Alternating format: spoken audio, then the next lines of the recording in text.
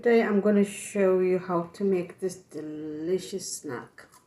You're going to need 1 tablespoon orange zest, 1/4 sunflower seeds, 1/4 flaxseed, 1/4 pumpkin seed, 1/3 hot water. Mix it together, a pinch of salt.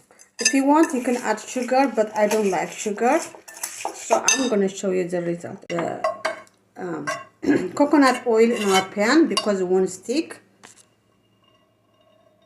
Just spread it like this in the pan. Here you have it after about 10 minutes. It depends how you like it.